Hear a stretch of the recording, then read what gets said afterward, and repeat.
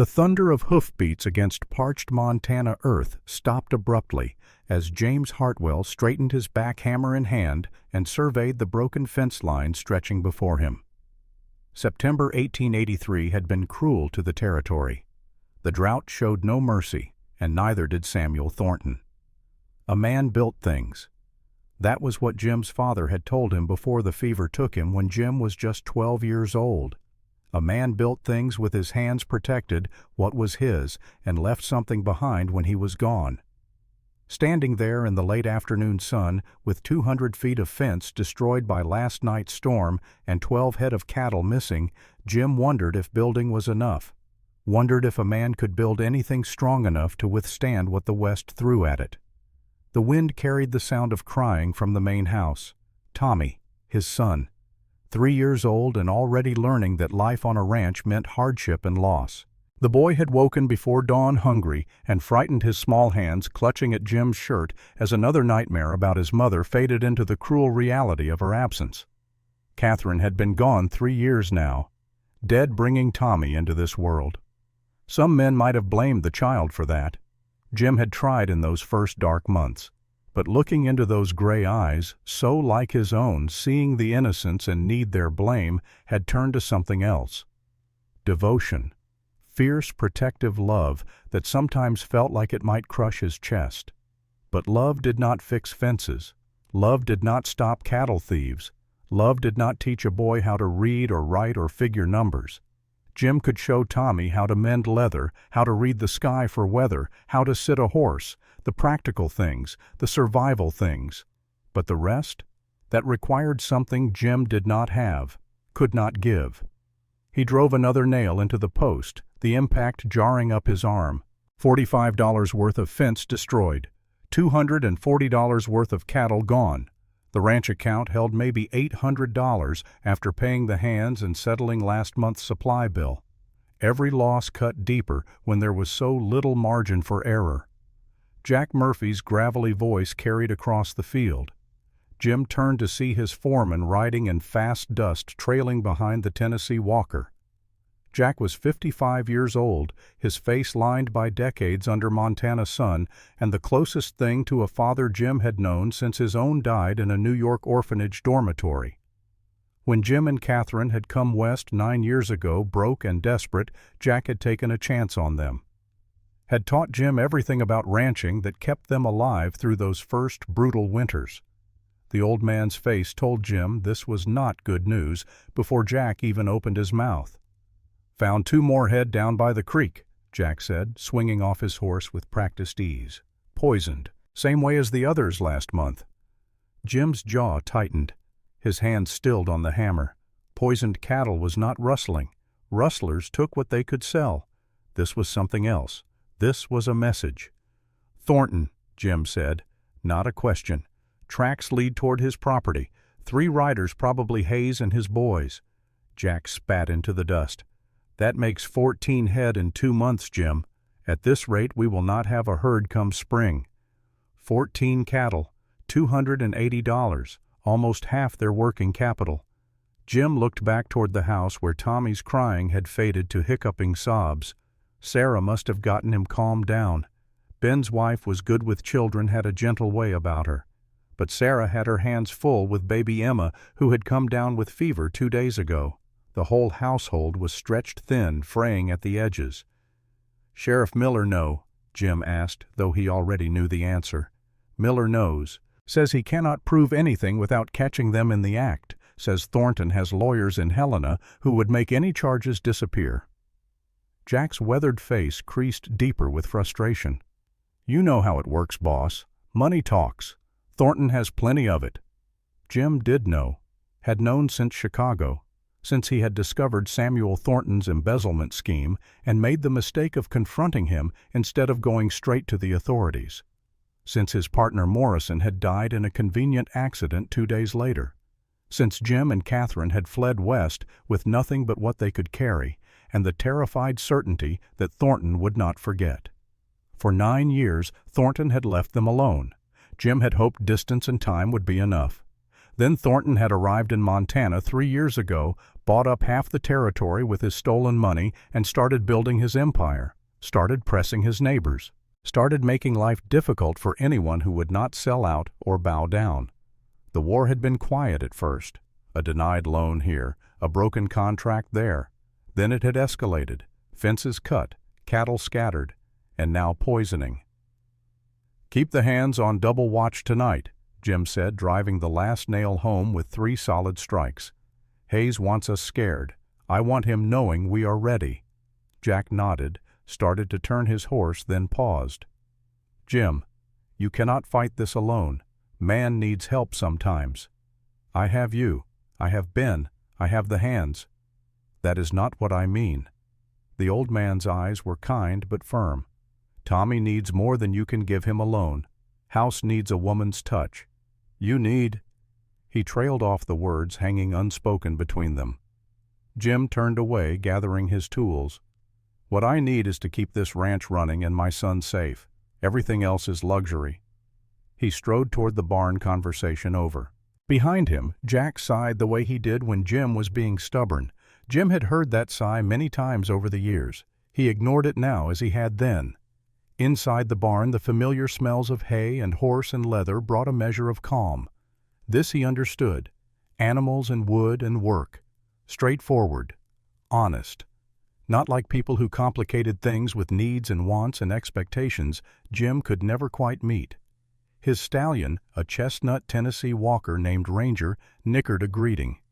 Jim spent a few minutes checking the horse's hooves, running practiced hands along strong legs, finding comfort in the routine. Ranger had been Catherine's horse originally. She had named him, had loved him.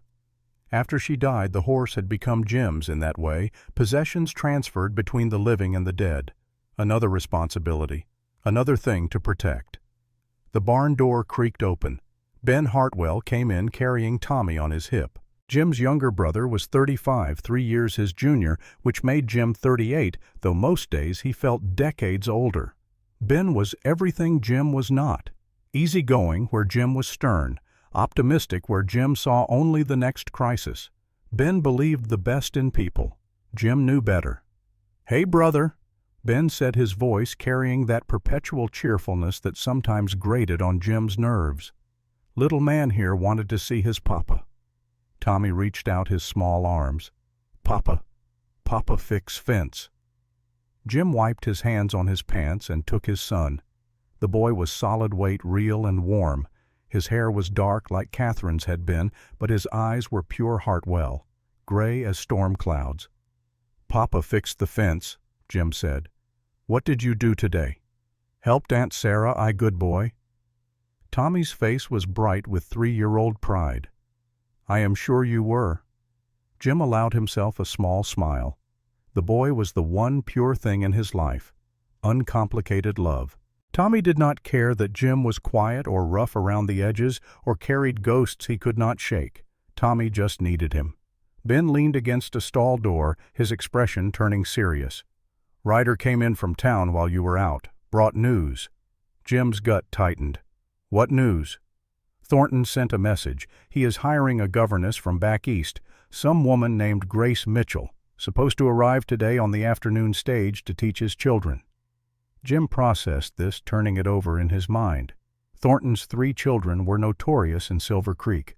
Wild, undisciplined, mean as rattlesnakes. They had run off 4 governesses in 2 years. Why would another woman take that position? "Poor woman does not know what she is walking into," Ben said, echoing Jim's thoughts. "Those kids will eat her alive." "Not our problem." "Maybe not, but I was thinking." Ben had that look he got when he was about to suggest something Jim would not like. "We could use help here. Sarah is still weak from Emma's birth, and now with the baby sick she cannot manage the house and help with Tommy too. What if we offered this Mitchell woman a position here instead?" Jim stared at his brother. "You want me to hire Thornton's governess away from him?" "I want you to offer a good woman a better situation. Those Thornton children are devils. Tommy here is an angel. Better job for her, better for us. Win on both sides." "Thornton would see it as an act of war." Ben's easy smile faded. "Brother, we are already at war. He has been fighting us for months. Maybe it is time we pushed back." Jim looked down at Tommy, who had laid his head on Jim's shoulder, thumb in his mouth. The boy was exhausted. They all were. Living on the knife edge of survival, waiting for the next attack, took a toll even on a 3-year-old who did not understand the full danger. "I will think about it," Jim said, which was as close to agreement as he would give. Ben knew better than to push. He clapped Jim on the shoulder. "Supper will be ready soon. Sarah made that stew you like." As Ben left, Jim stood in the quiet barn with his son breathing in the hay-dust air and wondering how long they could hold on. Wondering if Jack was right about needing help. Wondering if there was any help that could be enough against a man like Samuel Thornton. The afternoon sun was slanting toward evening when Jim heard the sound of wagon wheels on the drive. Not the usual supply wagon. This was lighter, faster. A hired rig. He set Tommy down gently. "Go find Uncle Ben, buddy. Papa needs to check on something." Tommy scampered off toward the house and Jim walked out into the yard. The sight that met his eyes made him stop in his tracks. A woman stood beside the road staring at the weathered sign that read Hartwell Ranch in fading paint. She wore a practical traveling dress the color of dust, her honey-brown hair pinned up in a style that spoke of eastern cities and different worlds. A worn carpet bag sat at her feet next to a larger trunk, and the stage that had clearly brought her was already disappearing down the road in a cloud of dust. Jim approached slowly the way he would a spooked horse. As he got closer, he could see she was younger than he had first thought, mid-20s maybe, pretty in a quiet way that probably went unnoticed in crowds, but it was her expression that caught his attention. Not fear, though she must have been afraid stranded miles from anywhere. Not tears, though he could see moisture gathering in her eyes. Determination. Pure, stubborn determination. "You lost Miss," Jim said, keeping his voice low and even. She spun around, one hand flying to her chest. Then she collected herself, drew up straight, and met his eyes without flinching. "I believe I am," she said. Her voice carried traces of Pennsylvania, educated but not pretentious. "I was meant to be delivered to Thornton Ranch. I am to be the new governess for Mr. Thornton's children." Jim felt something shift in his chest. Divine intervention or cosmic joke, he was not sure which. But here stood Ben's suggestion made flesh, delivered to his doorstep by an incompetent stage driver. "Thornton Ranch is about 18 miles east of here," he said, removing his hat. His mother, dead though she was, would have tanned his hide for meeting a lady without removing his hat. "I am Jim Hartwell. This is my land you are standing on." She offered her gloved hand with the automatic courtesy of good breeding. "Grace Mitchell. I apologize for the intrusion, Mr. Hartwell. Is there perhaps another stage that passes through soon?" Jim glanced at the darkening sky. Storm clouds were building on the horizon, rolling in fast, the way they did in Montana. Lightning flickered in the distance. The temperature had already dropped 10 degrees. "Not for 3 days," he said. "And there is a storm coming in. We get maybe 20 minutes before it hits." Grace Mitchell followed his gaze to the approaching weather. He watched her face as she calculated her options and found them all lacking. When she looked back at him, there was fear there now, but also acceptance. "I see," she said quietly. "I am expected at Thornton Ranch today. They will be concerned when I do not arrive. I can send a rider first thing tomorrow to let them know you have been delayed." Jim picked up her trunk like it weighed nothing. It did not. Books, probably. Only books and clothes were this heavy. "Right now, miss, I suggest you let me get you inside before this storm soaks you through." "Mr. Hartwell, I cannot possibly impose." "You can and you will." He was already walking toward the house.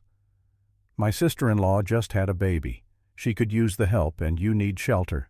Storm does not care about propriety." He heard her pick up her carpet bag and follow. Smart woman. The first fat drops of rain began to fall as they reached the porch.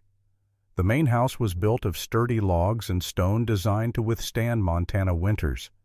Inside it was warm and cluttered in the way homes with small children always were. Toys scattered across the floor, dishes waiting to be washed, the comfortable chaos of life being lived. Sarah looked up from where she sat in the rocking chair, baby Emma finally sleeping against her shoulder. Her eyes widened at the sight of Grace. "Sarah, we have a guest," Jim said, keeping his voice low so as not to wake the baby. "Miss Grace Mitchell was delivered to the wrong ranch. She was meant for Thornton's place." Understanding flashed across Sarah's face, followed by something that looked like hope. "Oh, what wonderful timing. I have been praying for some help." She carefully transferred the sleeping infant to one arm and extended her free hand. "Sarah Hartwell, that sleeping angel is Emma, and somewhere around here is my husband Ben and our nephew Tommy." "Pleased to meet you," Grace said, and Jim could hear genuine warmth in her voice. Not the false sweetness some women used, but real kindness. "I hope I am not imposing. The stage driver made an error, and Mr. Hartwell was kind enough to offer shelter before the storm." "Imposing, heavens, no." Sarah's smile was tired but sincere. "With Emma sick and Tommy needing attention and Jim working sunrise to sunset, I could use an extra pair of hands. That is, if you do not mind helping out while you are here." Grace set down her bag, her posture relaxing slightly. "I would be happy to help. I have experience with children and household management." Jim watched this exchange with the feeling of events moving faster than he could control. But Tommy chose that moment to come running from the back room, followed by Ben. "Papa! Papa! Back!" The boy launched himself at Jim's legs. Jim scooped him up. "Easy, buddy. We have company. Can you say hello to Miss Mitchell?" Tommy turned his face into Jim's shoulder, suddenly shy. Grace stepped closer, her expression softening in a way that transformed her face. "Hello, Tommy," she said gently. "My name is Grace. What a brave boy you are." Tommy peeked at her, then buried his face again. Jim felt the boy's small body trembling slightly. Another nightmare afternoon, probably. Sarah had done her best, but the boy was struggling. "He has had a hard day," Jim said quietly. "Been having them since his mother passed." The words were out before he could stop them. He never talked about Catherine to strangers, never explained. But something about the way Grace was looking at Tommy with such understanding and compassion had loosened his tongue. "I am so sorry," Grace said, and he believed her. Loss is hard at any age, but for one so young it must be terrifying. She understood. Somehow this stranger understood in a way most people did not. They offered platitudes about time healing or God's plan, but she saw the fear, the fundamental terror of a child who had lost the person who made the world safe. Ben cleared his throat. "Well, why do not I show Miss Mitchell where she can freshen up Grace? If you are agreeable, you could stay in our guest room tonight. We will figure out how to get you to Thornton's tomorrow." Jim caught his brother's meaningful look. They both knew what tomorrow would bring. Another conversation about hiring her away. Another decision Jim would have to make. Grace followed Sarah to the back of the house. Jim set Tommy down and turned to find Ben grinning at him. "Not a word," Jim said. "I did not say anything." "You are thinking loud enough." Ben's grin widened. "Just thinking she seems nice, capable, good with the boy already. She is Thornton's hire." "Not yet. Not officially. Stage got her here first. That is fate, brother." "That is a mistake. Best mistakes are the ones you do not plan for." Ben clapped him on the shoulder and headed toward the kitchen. "Supper in 30 minutes. Best clean up." Jim stood in the main room holding his son, listening to the storm begin to rage outside. Through the window, he could see lightning splitting the sky, illuminating the vast emptiness of Montana territory. Somewhere out there, 18 miles east, Samuel Thornton sat in his empire built on blood money and lies, waiting for a governess who would never arrive. And here in this house that same governess was washing road dust from her hands and probably wondering what kind of place she had landed in. Right mistake, Jim thought, or wrong place, right time. He was not sure which. But standing there with Tommy's warm weight in his arms and the sound of feminine voices drifting from the back room for the first time in 3 years, Jim felt something crack open inside his chest. Something that felt dangerously close to hope. The storm raged outside. Inside, warmth and light pushed back against the darkness. and for just a moment Jim let himself believe that maybe, just maybe, some mistakes were meant to be made. Supper was a quieter affair than usual. Emma's fever had everyone on edge, and Sarah kept getting up to check on the baby every few minutes, despite Grace's gentle insistence that she could help. The meal itself was simple but filling. Venison stew, cornbread, and dried apples stewed with cinnamon. The kind of food that stuck to a person's ribs and got them through hard work. Jim watched Grace from across the table. She ate with good manners, but no pretension, complimenting Sarah's cooking genuinely. She helped Tommy with his spoon when the boy struggled, showing him how to scoop instead of just doing it for him. Small things, but they spoke to character. "So, Miss Mitchell," Ben said, breaking the comfortable silence, "what brings you all the way from Pennsylvania to Montana?" Grace set down her spoon carefully. "My parents passed last winter. Influenza. They left me very little, and what there was went to paying debts and funeral costs. I had been teaching in a one-room schoolhouse for 6 years, but when I saw the advertisement for a governess position with room and board included, it seemed like Providence." Her voice remained steady, but Jim saw the tightness around her eyes. Recent grief still raw. He knew that look, had seen it in his own mirror often enough. "I am sorry for your loss," Sarah said softly. "Thank you. They were good people. My father believed strongly in education, said it was the only thing no one could take from you." Grace smiled, though it did not quite reach her eyes. "He taught me to read from his Bible and an old almanac, determined his daughter would have opportunities he never had." "Sounds like a wise man," Jim said, the first full sentence he had spoken at the table. Grace looked at him directly. "He was. He also taught me that honest work builds character and that a person's word is their bond."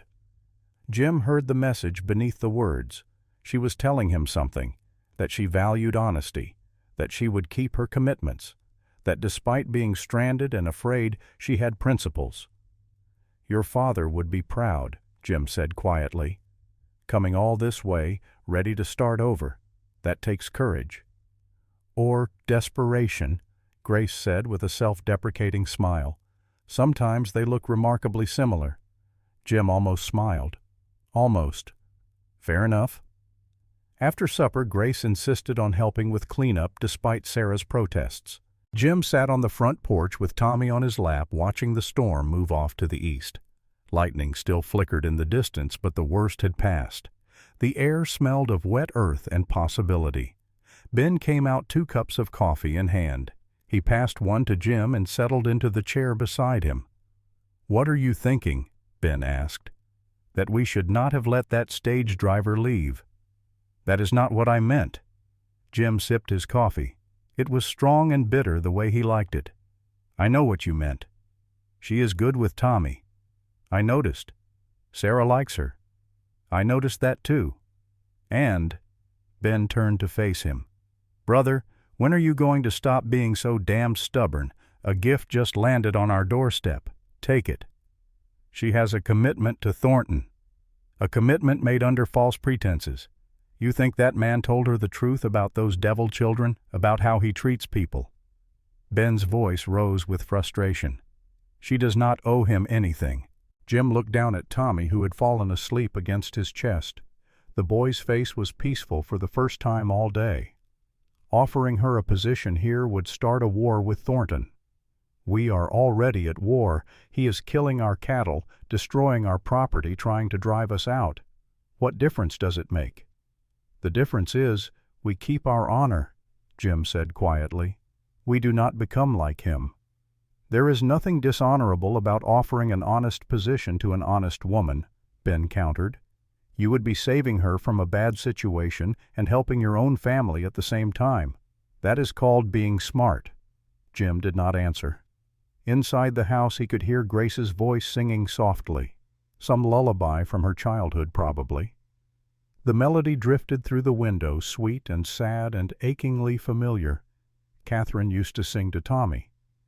"She sounds like her," Ben said quietly, following Jim's thoughts. "A little. Do not. I am just saying. It has been 3 years, Jim. Catherine would not want you living like this. half alive, going through motions. She would want Tommy to have what you cannot give him. Jim's jaw clenched. What I cannot give him, I did not mean it like that. Ben held up his hands. You are a good father, the best, but you work yourself to death trying to do everything alone. You need help. Tommy needs help, and that woman in there needs a decent position. Why is asking for help so hard for you? Because people leave, Jim said.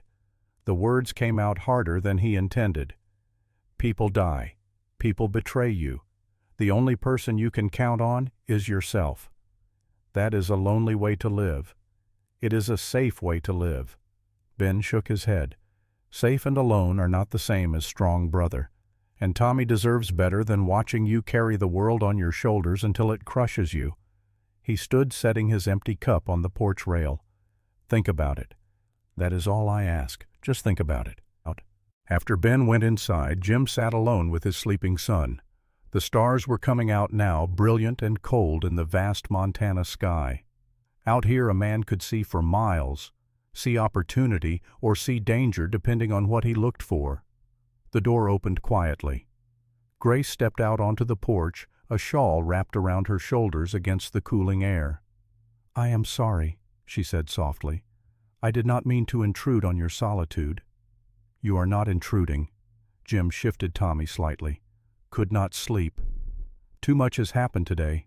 My mind is still racing. She moved to the porch rail, looking out at the darkness. It is so vast here, so empty. Back home you were never more than a few miles from the next town. Here you can ride for days and see nothing but grass and sky. It can be lonely, Jim admitted. Or peaceful, Grace said, depending on how you look at it. They stood in comfortable silence for a moment, the kind of silence that does not need filling. Jim found himself grateful for that. Too many people felt compelled to chatter as if quiet was something to be feared. Mr. Hartwell, Grace said finally, I wanted to thank you for your hospitality, for not leaving me stranded out there. Some men might have. Some men are fools. Even so, it was kind. She turned to face him. I also wanted to say that I understand if having me here is awkward. Mr. Thornton will likely be upset when he learns I did not arrive as planned. I do not wish to cause trouble for you. Jim studied her face in the starlight. She was worried, genuinely concerned about putting them in difficulty. Most people would have been focused solely on their own predicament. Miss Mitchell, you have not caused any trouble. The stage driver made an error. That is not your fault. Still, I should reach Thornton Ranch as soon as possible. Jim hesitated. The offer Ben wanted him to make hovered on his tongue. One sentence could change everything. Could bring help to his household. Could give Tommy what he needed. Could also bring Thornton's wrath down on them harder than ever. But looking at Grace Mitchell standing there, worry creasing her brow, Jim knew he could not send her to Thornton. Could not deliver this decent woman into that den of vipers. Whether he offered her a position or not, he would not be the one to seal her fate at Thornton Ranch. Let us see what tomorrow brings, he said instead. Sometimes things work out different than planned. Grace smiled. My father used to say that God's plans often look like mistakes until you see the full picture. Sounds like something my mother would have said before she died. You lost her young. 12 years old. Fever took her. My father too. Jim did not usually share this, did not talk about the orphanage or the hunger or the fear of those years before he aged out and found work. It is part of what brought me west. Wanted to build something that would last, something solid for Tommy. Grace's expression softened. And you have. This ranch, this family. Tommy is lucky to have you. I am lucky to have him. He is the only good thing Catherine left behind. The words hung in the air. Grace did not offer platitudes or false comfort. She just nodded, understanding what he did not say. That Tommy was the only thing keeping Jim going some days. That purpose and love were sometimes the same thing. I should get some sleep, Grace said after a moment. Tomorrow will be a long day, I imagine. Good night, Miss Mitchell. Good night, Mr. Hartwell. And thank you again. She went inside, leaving Jim alone with his son and the stars and thoughts that circled like hawks over prey. Ben was right. The woman was a gift. Capable, kind, good with children, and in need of honest work. Everything they needed. But accepting that gift meant consequences. Meant standing up to Thornton more directly than they had yet dared. Meant admitting he could not do everything alone. Jim looked down at Tommy's sleeping face. So innocent, so trusting. The boy deserved more than a father who was just barely holding on. Deserved stability and care, and maybe even happiness. "Your mama would know what to do," Jim whispered to his sleeping son. "She was better at this than me." But Catherine was gone, and tomorrow would come whether Jim was ready or not. Decisions would have to be made. Inside the house, the lamplight flickered and dimmed. One by one, his family settled in for the night. Grace in the guest room, Sarah and Ben with baby Emma, Tommy warm and safe in his arms, and Jim Hartwell sitting on the porch of the ranch he had built with his own hands, wondering if Providence or chance had delivered Grace Mitchell to his doorstep and what price he would pay for the choice he already knew he was going to make. The storm had passed, but another one was coming. Jim could feel it in his bones. And this time it would not be rain and lightning that tested them. This time it would be Samuel Thornton's rage. The morning came cold and clear, the kind of dawn that made a man grateful to be alive in Montana. Jim had been up since before first light as always. The cattle needed checking, fences needed walking, and work did not wait for a man to catch up on sleep he had lost thinking about brown-haired women and impossible decisions. He found Grace already in the kitchen when he came in for breakfast. She had an apron tied around her waist and was efficiently cracking eggs into a bowl while bacon sizzled in the pan. Sarah sat at the table with Emma, looking more rested than she had in days. "Good morning, Mr. Hartwell," Grace said with a smile. "I hope you do not mind. I woke early and thought I might help with breakfast." Jim just nodded, unsure what to say. The kitchen smelled like home. Like the mornings before Catherine died, when he would come in from early chores to find her cooking, humming to herself. The similarity was jarring and painful and oddly comforting all at once. Tommy came running in his face, lighting up when he saw Grace. "Miss Grace, you stay?" "Just for a little while, sweetheart," Grace said, ruffling his hair. "Why do not you wash your hands? Breakfast is almost ready." The boy obeyed immediately. Jim raised an eyebrow. Getting Tommy to wash his hands usually required 3 requests and a bribe. Breakfast was eggs, bacon, fresh biscuits, and coffee strong enough to wake the dead. Grace served everyone with quiet efficiency, making sure Tommy's plate was cut into manageable pieces before setting it in front of him. "This is wonderful," Sarah said around a mouthful of biscuit. "Grace, you are a miracle worker." "Just doing what needs doing," Grace said. But Jim saw the pleased flush on her cheeks. She was a woman who took pride in her work. Ben came in stamping mud off his boots. "Morning all. Grace that smells amazing. Marry me, and I will give you my entire salary." "You are already married, Ben," Sarah said dryly. "Details, details." Ben grinned and kissed his wife's cheek before sitting down. The easy banter continued through breakfast. Jim ate in silence, watching Grace interact with his family. She fit. That was the uncomfortable truth. After one night and one morning, she fit into their household like she had always been there. When breakfast was done, Grace insisted on cleaning up despite protests. Jim took the opportunity to step outside with Ben. "Well," Ben said the moment they were out of earshot. "I will offer her a position," Jim said.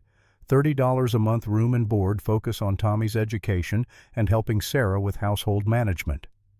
Ben's face split into a grin.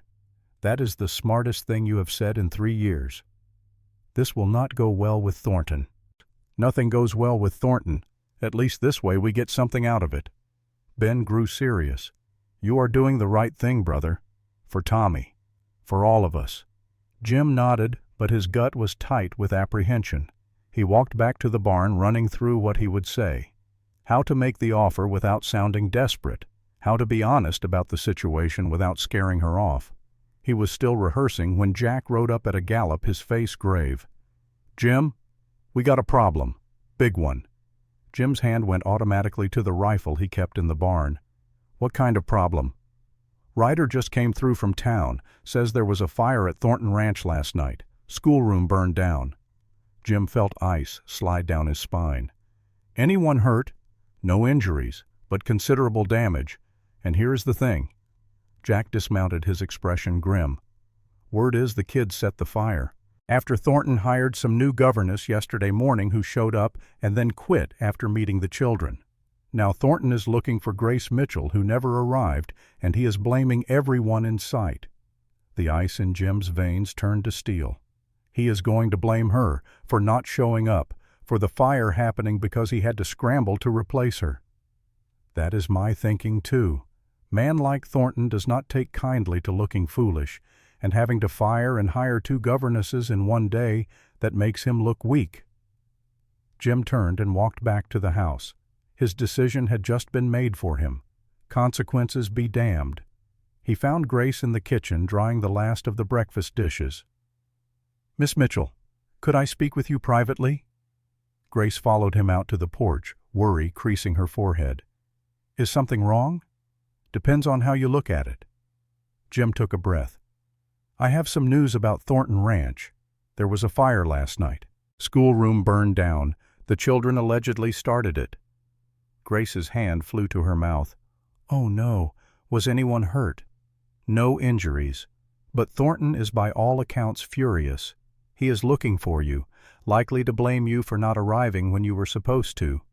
But that is hardly fair. The stage driver made an error. Fairness does not much concern Samuel Thornton."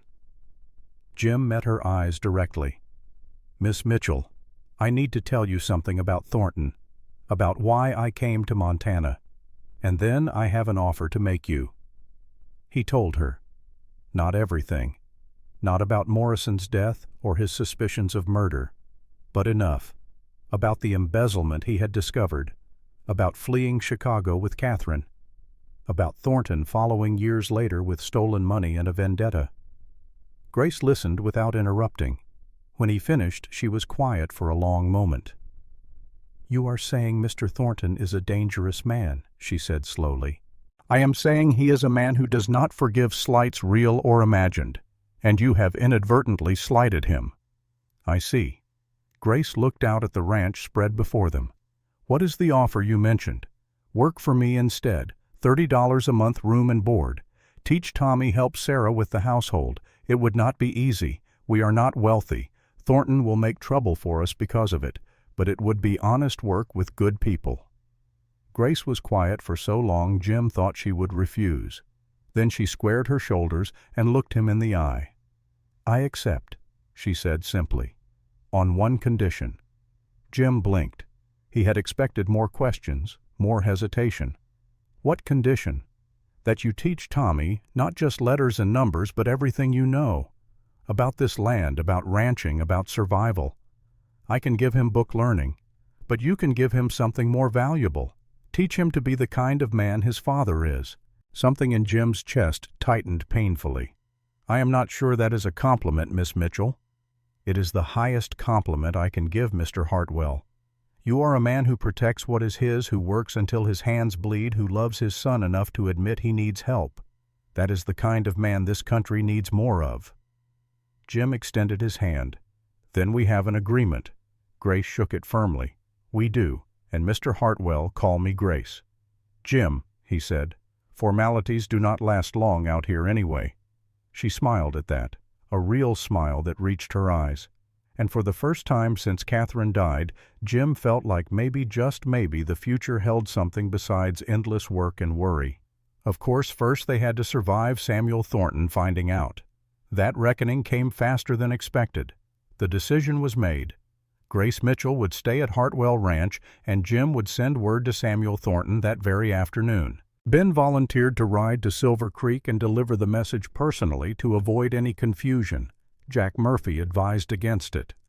"That man is going to see this as theft," Jack said, standing in the barn with Jim while they saddled horses. "He hired her first in his mind. Does not matter that she never made it to his place. Then he should have hired better directions for his stage driver." Jim tightened the cinch on Ranger's saddle. Grace needs work. Tommy needs teaching. It is that simple. Nothing with Thornton is ever simple. Jack spat into the dirt. But I reckon you know that already. Jim did know, had known from the moment he made the offer. But watching Grace with Tommy that morning, seeing the boy's face light up when she showed him how to write his name with a stick in the dirt, had cemented the choice. Some things were worth the cost. Ben rode out mid-morning with a letter explaining the situation. Jim had written it carefully, keeping his tone neutral and factual. The stage had delivered Miss Mitchell to Hartwell Ranch by error. Given the distance and the storm, they had offered her shelter. Upon learning of her intended position and the fire at Thornton Ranch, Miss Mitchell had accepted employment with the Hartwell family instead. The letter concluded with an expression of hope that this would not cause undue inconvenience. Jim knew it was a lie wrapped in politeness. Thornton would see through it immediately. The war that had been simmering would now boil over. But that was a problem for later. For now there was work to be done. Grace proved herself worth every penny of the $30 Jim had promised her. By midday she had organized the chaotic household into something resembling order. Breakfast dishes were washed and put away. Laundry was soaking in the big tub out back. Emma's fever had broken overnight, and Sarah was finally able to rest while Grace watched both children. Jim found her in the yard teaching Tommy his letters, using stones arranged in the dust. The boy was focused in a way Jim rarely saw, his small face scrunched in concentration as he tried to copy the letter T Grace had drawn. "That is it, Tommy," Grace encouraged. "See how the line goes down and then across the top, just like a fence post with a rail." Tommy's face lit up. "Like Papa's fence." "Exactly like your Papa's fence. You are very clever." Jim watched from the barn doorway, something unfamiliar stirring in his chest. Pride in his son, certainly, but also something else, something that looked dangerously like contentment. "She is good with him," Sarah said, appearing at Jim's elbow. The baby was asleep in her arms, finally peaceful after days of fever and fussing. Better than good. Tommy has not been this focused since before Catherine died. Jim nodded, not trusting his voice. "It is all right to be grateful, you know," Sarah continued softly. "Catherine would want you to be, would want Tommy to have this." "I know." The words came out rougher than he intended. "Does not make it feel any less like betrayal. Love is not betrayal, and neither is moving forward." Sarah shifted the baby to her other shoulder. "Catherine is gone, Jim, but Tommy is still here. You are still here. And that woman out there is offering you both a chance at something better than just surviving." Before Jim could respond, the sound of hoofbeats drew their attention. A rider was approaching fast, too fast for casual business. Jim's hand went to the rifle leaning against the barn wall. He recognized the horse before he recognized the rider. Sheriff Nathan Miller, coming from the direction of Silver Creek. "Jack," Jim called. The foreman appeared from the equipment shed, his own rifle in hand. They had been on edge for months. Expecting trouble had become second nature. Sheriff Miller reined in his horse dust billowing around him. He was 52 years old, weathered and steady, the kind of lawman who preferred talking to shooting, but would do both if necessary. Jim had always respected him, even when the man's hands were tied by politics and money. "Jim?" Miller dismounted, removing his hat. "Ma'am?" He nodded to Sarah. "I need to speak with you, and with Miss Mitchell if she is here." Grace had already gathered Tommy and was walking toward them, her expression guarded but calm. Jim appreciated that. No hysterics. Just quiet competence in the face of uncertainty. "I am Grace Mitchell," she said when she reached them. "Is there a problem, Sheriff?" Miller's weathered face creased with what might have been sympathy. "I am afraid there is, miss. I have been asked to deliver these to you." He pulled folded papers from his coat. "Legal documents. From Samuel Thornton." Jim's jaw clenched. Faster than he had expected. Thornton was not wasting time. Grace took the papers with steady hands. She unfolded them, her eyes scanning the dense legal text. Jim watched her face pale slightly, but her hands did not shake. "This is a lawsuit," she said quietly, "for breach of contract." "Yes, ma'am." Miller's tone was apologetic. Mr. Thornton claims you signed a contract to serve as governess for his children, says you failed to honor that contract, causing him financial harm and reputational damage. He is seeking $500 in damages." $500? Grace's voice was barely above a whisper. "I do not have $500. I have $28 to my name." "I know, miss. I am sorry." Miller looked genuinely uncomfortable. "He has also filed for payment of his legal fees, which would be another $200 roughly. $700 total, more than 2 years' wages." The number hit Jim like a physical blow. This was not just a warning shot. This was Thornton going for the throat. "There was no contract," Grace said, her voice gaining strength. "We exchanged letters. He offered the position, I accepted, but I never signed any formal contract. He claims to have a signed contract on file, miss, says you signed it before leaving Pennsylvania." Grace's eyes flashed with sudden understanding. "He forged my signature. He must have. I signed nothing beyond letters. That is a serious accusation." Miller's tone was careful, neutral. "One you will need to prove in court." "When is the court date?" Jim asked. 3 weeks from now, in Helena." Miller looked at Jim directly. "I will be honest with you, Jim. Judge Peters is hearing the case, and Judge Peters has taken several loans from Territorial Bank, which Thornton owns a majority stake in." The message was clear. The deck was stacked. Thornton had money lawyers and a judge in his pocket. Grace had nothing but the truth, and truth was a poor weapon against wealth and influence. "I see," Jim said quietly. "Thank you for bringing this, Nathan. For what it is worth, I do not think this is right." Miller replaced his hat. "But the law is the law, and these papers are legal. Miss Mitchell needs to respond or face default judgment." After Miller rode away, they stood in heavy silence. Tommy had wandered back to his stones, oblivious to the adult concerns swirling around him. Sarah had retreated to the house with the baby. Only Jim, Grace, and Jack remained in the yard, 3 people facing down a storm with no shelter in sight. "I will leave," Grace said finally. "I will pack my things and go. Tell Thornton I am withdrawing my acceptance of employment here. Maybe he will drop the lawsuit." "No." Jim's voice was flat, final. "Mr. Hartwell, I cannot let you fight my battle. This is my problem." "It stopped being just your problem the moment Thornton decided to use you as a weapon against me." Jim met her eyes. "This is not about you, Grace. This is about him and me, about Chicago, about him trying to control everything and everyone in this territory. You are just the excuse he has been waiting for." "Then I am making it worse by staying." "You are making it better by staying. Tommy needs you. Sarah needs you, and I will be damned if I let Samuel Thornton dictate who works on my ranch." Grace looked at him for a long moment. Something passed between them. Understanding, maybe, or shared stubbornness. "You are certain?" "I am certain." "Then I suppose we need a lawyer." Grace folded the papers carefully. "Though I have no idea how to afford one." "We will figure it out." Jim turned to Jack. "Can you manage things here for a few days? Where are you going?" "Helena. To find someone willing to take on Thornton." Jim looked back at Grace. "And you are coming with me. If we are going to fight this, you need to understand what we are up against." The next 2 days were a flurry of preparation. Ben would stay to manage the ranch with Jack's help. Sarah was recovered enough to handle the household. Grace spent hours with Tommy, teaching him basic letters and numbers, preparing him for her absence. Jim watched these lessons when he could, fascinated by Grace's patience. When Tommy struggled with a concept, she would find a new way to explain it, would use examples from ranch life, would never show frustration or disappointment, only encouragement. "You are a natural teacher," Jim observed one evening as Grace was putting Tommy to bed.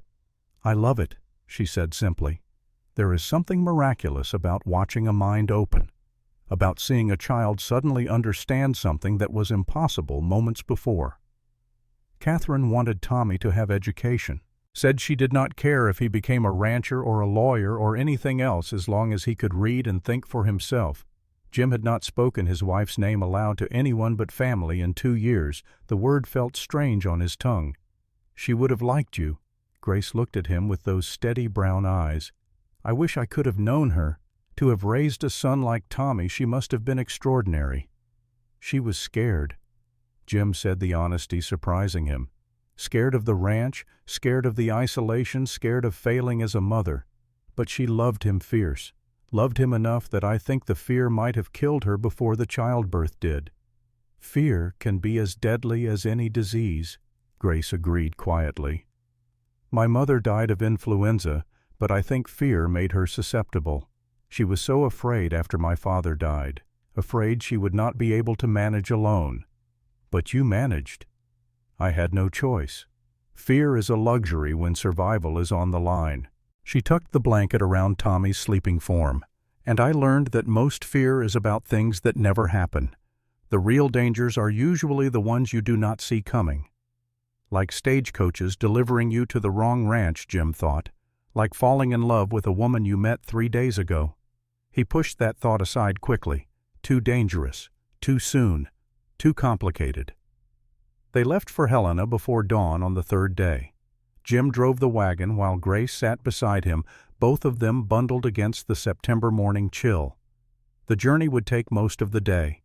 8 hours by wagon over rough roads through territory that was still wild enough to be dangerous. Jim had his rifle within easy reach. Grace noticed, but said nothing. Smart woman. The first few hours passed in comfortable silence. Jim was not much for conversation, even on a good day, and Grace seemed content to watch the landscape roll past. Montana in September was beautiful in a harsh way. The grass had gone golden from summer drought. The mountains in the distance were sharp as knife edges against the brilliant blue sky. Everything felt bigger here, more real.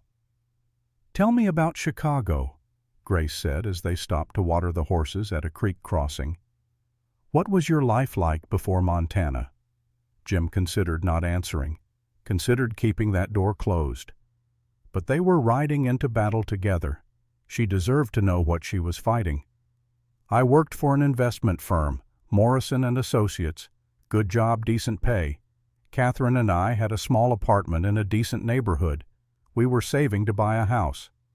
Jim checked the horse's hooves while he talked, finding it easier to speak when his hands were occupied. "We were not wealthy, but we were comfortable, had friends, had prospects." "What changed?" "I noticed discrepancies in the accounts. Small at first, $50 here, $100 there. Clients' money going where it should not. I traced it back to Samuel Thornton. He was Morrison's nephew brought into the firm as a favor." Jim straightened, his voice hardening. Confronted him. He said it was a misunderstanding, that he would fix it. Then Morrison died in a carriage accident 2 days later. Grace went very still. "You think Thornton killed him?" "I think it was convenient timing. Morrison was going to review the accounts himself. Instead he died, and Thornton inherited his share of the firm." Jim met her eyes. "I had no proof, no evidence, just suspicion and a dead partner. Catherine and I left Chicago that week, came west to start over. And Thornton followed. Not right away. Took him 5 years to show up here. By then I thought maybe he had forgotten, or maybe he never knew I suspected him of Morrison's death." Jim's laugh was bitter. "I was wrong. Men like Thornton do not forget. They just wait for the right moment." Grace absorbed this in silence. Then she asked the question Jim had been dreading. "Is he capable of killing again?" "Yes." The word was flat, certain. "Which is why I need you to understand what we are up against. This is not just about money or pride. If Thornton thinks either of us is a threat to him, he will eliminate that threat. By legal means if possible, by other means if necessary. Then why fight? Why not just give him what he wants?" "Because Tommy is watching," Jim said simply. "And I will not teach my son that running away from bullies is how a man lives his life." They reached Helena as the sun was setting. The territorial capital was bigger than Silver Creek by a factor of 10. Wide streets lined with false-fronted buildings. A proper courthouse, hotels, saloons, and shops. the kind of civilization that felt foreign after months in open country. Jim secured rooms at a modest hotel, 2 rooms side by side, proper and respectable. Then they went in search of lawyers willing to take on Samuel Thornton. The first 3 offices turned them away before they even finished explaining the situation.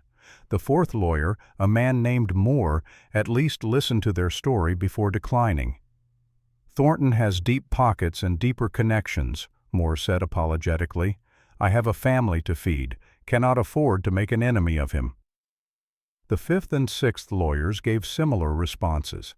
By the time they reached the 7th office, Jim was ready to handle this matter with his fists rather than the law. But the 7th lawyer was different. Benjamin Wright was 70 years old, if he was a day. His office was cramped and dusty, piled high with law books and case files that looked like they had not been disturbed in years. But his eyes were sharp, and when Jim explained the situation, Wright listened with the intensity of a man who had spent his life weighing evidence and finding truth. "Forged signature, you say?" Wright leaned back in his chair, which creaked alarmingly. "That is a serious charge." "I signed no contract," Grace said firmly. "I have copies of our correspondence. Letters only, no formal contract." Wright held out his hand. "Let me see." Grace produced the letters she had carefully saved. Wright read them slowly, his age-spotted fingers tracing the words. Then he examined Thornton's lawsuit documents with equal care. Finally, he set everything down and looked at them over his spectacles. "This is clearly fraud. The signature on this contract does not match the signatures on your letters. Any handwriting expert would confirm it." Hope flickered in Jim's chest. "So we can fight it." "You can fight it. Whether you can win is another question." Wright templed his fingers. "Judge Peters is hearing the case, you said?" "That is what Sheriff Miller told us." "Peters is in Thornton's pocket, has been for years. He will find for Thornton regardless of evidence." Wright's expression turned calculating. "But if we can prove fraud, we can appeal to a higher court, or better yet, get the case transferred to a different judge." "How?" Grace leaned forward. "How do we prove fraud enough to force a transfer?" "We need more evidence, not just of the forged contract, but of a pattern of behavior. If we can show that Thornton has done this before, has systematically used the legal system to harass and intimidate people, we might be able to argue for recusal based on bias." Jim's mind was already racing. How many cases would we need? 3 or 4 would be strong. 5 or more would be irrefutable. Wright pulled out paper and pen. "Give me names. Anyone Thornton has sued or driven out of the territory. Anyone who might be willing to testify." They compiled a list. The Williams family forced to sell their farm at a loss. The Henderson Ranch driven to bankruptcy by mysterious cattle deaths and denied bank loans. A merchant named Chin who had to close his store after Thornton spread rumors of tainted goods. The stories went on. "This will take time," Wright warned, "and money. My fee is $200 half up front, plus travel expenses to track down witnesses." Jim's heart sank. He had maybe $300 in the bank. Paying Wright would leave them dangerously thin for the winter ahead. Grace must have seen his hesitation. "I have my $28, and I can defer my salary until this is resolved." "No," Jim said immediately. "You need to be paid for your work." "I need to not be in debt for $700 more," Grace countered. "My salary can wait. The ranch cannot." Wright watched this exchange with interest. "You two are not married." "Miss Mitchell is employed as a governess for my son," Jim said stiffly. "Interesting." Wright made a note. "Thornton will use that. Will imply impropriety. Suggest your household is morally questionable." Jim felt heat rise in his face. "There is nothing improper about our arrangement." "I believe you, but Thornton's lawyers will paint a different picture. A young unmarried woman living in a household with 2 adult men and no proper chaperone beyond a sister-in-law." Wright's expression was matter-of-fact. "They will suggest that her reputation is already damaged, that you took advantage of her vulnerable position, that the whole situation is unseemly." Grace's cheeks had flushed, but her voice remained steady. "Let them suggest what they want. The truth is that the Hartwell household has treated me with nothing but respect and kindness, more than Mr. Thornton would have, I suspect. The truth and what people believe are often two different things. Wright stood signaling the meeting was ending. But we will fight this. Bring me that $100 tomorrow, and I will start tracking down witnesses. We have 3 weeks until the court date. It is enough time if we move fast. They left Wright's office as full dark settled over Helena. The streets were lit by oil lamps casting pools of yellow light that barely pushed back the shadows. Jim was acutely aware of Grace walking beside him, of her proximity, of the way people looked at them. A man and a woman, alone traveling together. Wright's words about impropriety echoed in his head. They had walked 2 blocks when Jim noticed her. A woman stood in the doorway of the Grand Hotel, watching them. Not casually, deliberately. She was perhaps 32, elegantly dressed in traveling clothes that spoke of money and breeding. But there was something in her posture, tension, fear masked by determination. When their eyes met, she stepped forward. "Mr. Hartwell." Her voice was refined Eastern education, clear in every syllable. "James Hartwell from Chicago." Jim's hand went to his pistol. "Who is asking?" "Someone who knew Morrison." The woman's eyes flicked to Grace, then back to Jim. "Someone who has been looking for you. My name is Eleanor Harrington. John Morrison was my uncle. Samuel Thornton is my brother." The name hit Jim like a fist. Morrison, his dead partner, the man Thornton had murdered. "Morrison did not have a daughter," Jim said carefully. "He had a nephew, Samuel Thornton. Morrison was my uncle. My maiden name was Thornton." Eleanor's voice dropped. "Samuel is my brother, and I am here to help you destroy him." Jim exchanged a glance with Grace. This could be a trap, or it could be the weapon they needed. "Why should I trust you?" Jim asked. "Because I have spent 8 years in a sanitarium that Samuel put me in. Because I have evidence of his crimes that authorities refuse to see. Because I know he is coming after you, and I can help you stop him." Eleanor's voice was steady despite the tremor in her hands. "I saw you hire Benjamin Wright. I know about the lawsuit against Miss Mitchell. Samuel is using the same tactics he used to destroy others." "What evidence?" Grace asked. Eleanor pulled a small journal from her bag. "Father's real will, letters from Samuel, financial records, witness statements. Everything is in a safe place, but I need allies, people Samuel has not yet bought or intimidated." Jim studied her face. He saw exhaustion there, fear, but also determination that matched Grace's own. "The town meeting," Jim said. "Thornton called a town meeting Thursday. He is going to paint us as villains." Eleanor's expression hardened. "Then Thursday is when we expose him, in front of everyone, where he cannot hide." "That is dangerous," Grace said. "He threatened you. He will know you betrayed him." "I have been living in danger for 8 years. I am done hiding." Eleanor looked between them. "Will you help me? Will you let me help you?" Jim made his decision. "Yes, but we do this smart. We plan. We make sure the evidence is protected." "Agreed." Eleanor's shoulders relaxed slightly. "I have a room at the Grand Hotel. Can we meet tomorrow? I will show you everything I have." 10 o'clock, Jim said. "Wright's office." Eleanor nodded. "Thank you, Mr. Hartwell. Miss Mitchell, you have given me hope for the first time in years." She disappeared into the hotel. Jim and Grace stood in the lamplight processing what had just happened. "Do you trust her?" Grace asked. "I do not know, but we do not have many options." Jim offered his arm. "Come, let us get you back to the hotel." They walked in silence through streets that grew progressively rougher as they moved away from the main thoroughfares. Jim kept his hand near his pistol. Helena after dark was not safe for anyone, let alone a woman alone. They were 2 blocks from the hotel when Jim heard the footsteps behind them. Multiple sets, moving fast. He turned just as 3 men emerged from an alley. Big men, rough-looking, the kind who made their living with their fists and did not ask too many questions about whose face they were breaking. Jim Hartwell. The speaker was tall, scarred, with eyes dead as a snake's. "We got a message for you, from Mr. Thornton."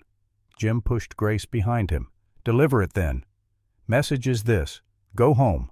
Drop the girl. Forget you ever heard of Samuel Thornton." The man cracked his knuckles. "Or things get unpleasant." "I think they are already unpleasant." Jim's hand rested on his pistol. "You boys should move along." "See, we cannot do that." The man smiled, showing broken teeth. "We got paid to make sure you understand. Paid good."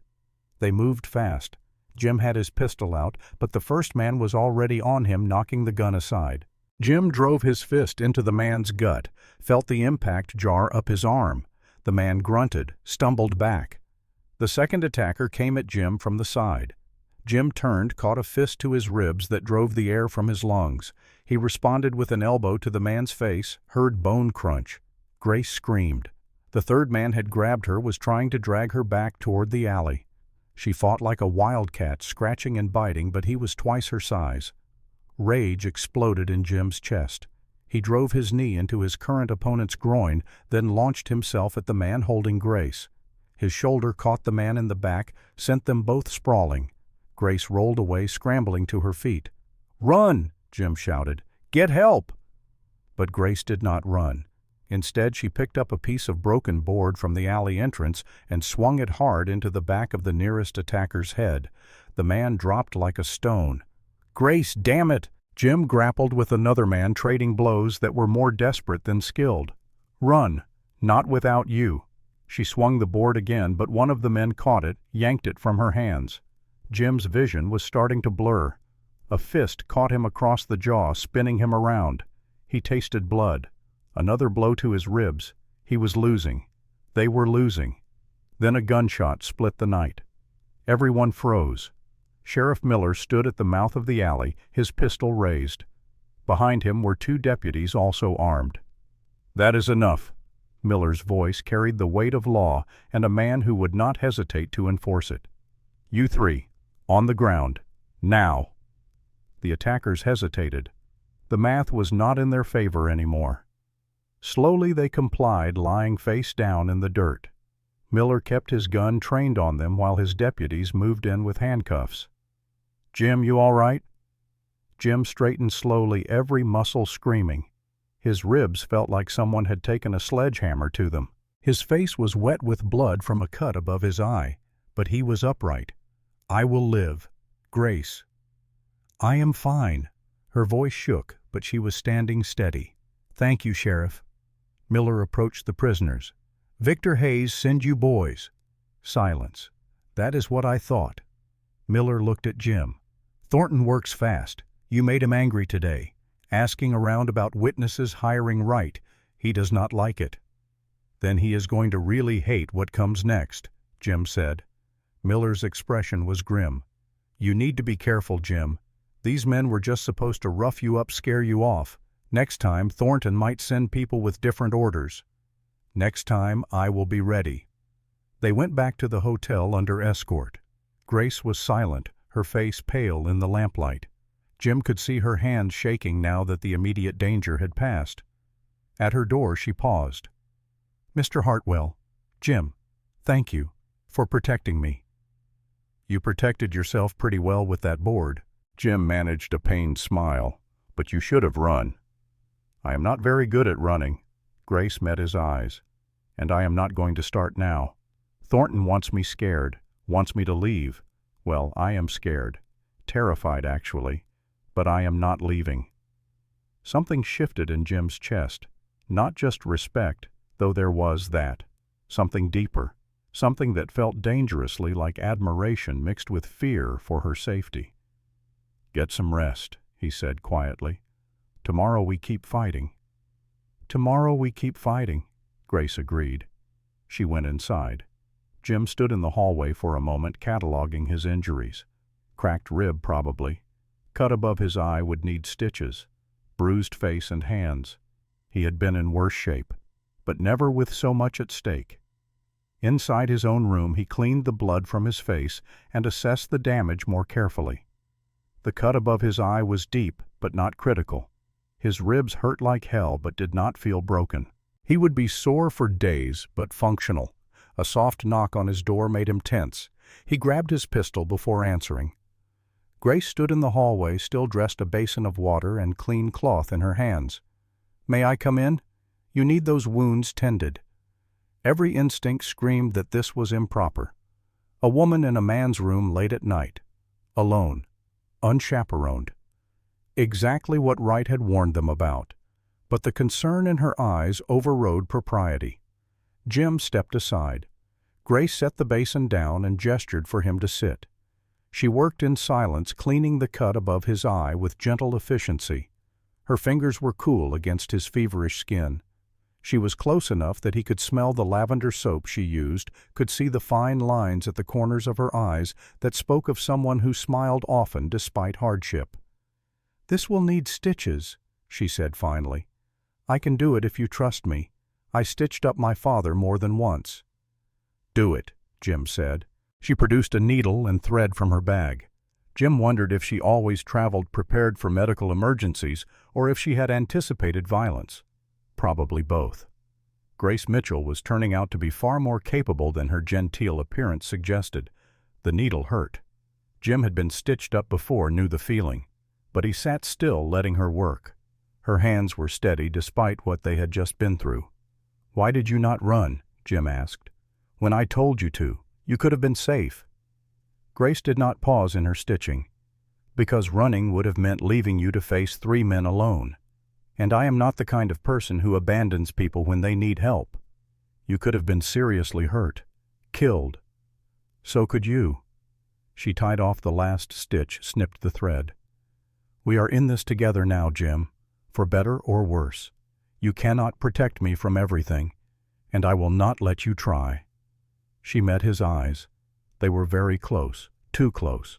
Jim could feel the warmth of her breath, could see the way her pulse beat in the hollow of her throat.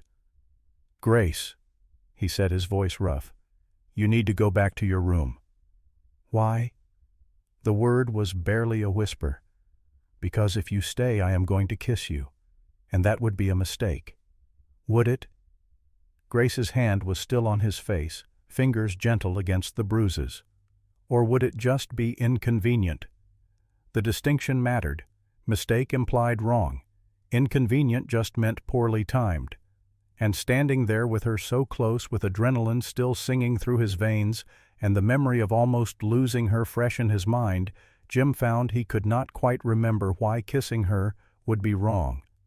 But he remembered Catherine, remembered the vows he had made, remembered that Catherine had been dead 3 years, but the guilt was still fresh. "Go, Grace. Please." She pulled back, hurt flashing across her face before she masked it. "Of course. I apologize for the impropriety." "You have nothing to apologize for." Jim's hands clenched into fists to keep from reaching for her. "I just need time to figure out what I am feeling, what is right." Grace gathered her things. At the door she paused. "Jim, you are allowed to be happy. Catherine would want that. Your son needs to see that, and you deserve it." Then she was gone, leaving Jim alone with his wounds and his thoughts, and a longing so sharp it felt like another knife wound to add to the collection. They returned to Hartwell Ranch 2 days later with a lawyer hired and a plan forming. Wright had managed to track down 3 former Thornton victims willing to testify. It was a start. Not enough to guarantee victory, but enough to make the fight viable. Tommy launched himself at Jim the moment the wagon pulled up. "Papa! Papa home!" Jim scooped up his son, ignoring the protest from his bruised ribs. "Hey, buddy, were you good for Uncle Ben?" "Very good. I practiced my letters." "Want to see?" Grace and Tommy went off together, the boy chattering excitedly about everything he had done while they were gone. Jim watched them go, the easy affection between them obvious even after just a few days. Ben appeared from the barn, his face grave. "We had visitors while you were gone." Jim's hand went automatically to his pistol. "Thornton's men." "No, but his lawyer came with a new offer." Ben held out a document. "Says if Grace signs this statement admitting fault and agreeing to pay a reduced settlement of $250, Thornton will drop the lawsuit." Jim read the document. It was worse than Ben indicated. The statement did not just admit fault. It portrayed Grace as a manipulative woman who had deliberately avoided her contract in order to take a position with Jim. It implied impropriety, It destroyed her reputation while absolving Thornton of any wrongdoing. "I take it Grace has not seen this yet?" Jim asked. "Figured I would let you decide how to handle it." Jim crumpled the paper. "We handle it by fighting. Grace is not signing anything that makes her look like a liar or a whore." "That is what I thought you would say." Ben's expression turned serious. "Brother, I need to ask, what is going on between you and Grace?" "Nothing." "Jim, I have eyes. The way you look at her, the way she looks at you, that is not nothing." Jim turned away. "She works for us, that is all." "Is it?" Ben came around to face him. "Because if it is more, you need to be careful. Thornton is going to use it, going to twist it into something ugly." "There is nothing to twist." "Maybe not now, but there could be. And when there is, you need to be sure. Catherine has been gone 3 years. You are allowed to move on, but Grace deserves better than being a substitute for a dead woman." The words hit harder than the fists in Helena. Jim felt anger flare. "You think I would do that? Use Grace that way? I think you are lonely and hurting, and Grace is kind and pretty and good with your son. I think it would be easy to confuse gratitude with something else." Ben's voice softened. "I am not saying you are. I am saying be sure before you let it become something more, for both your sakes."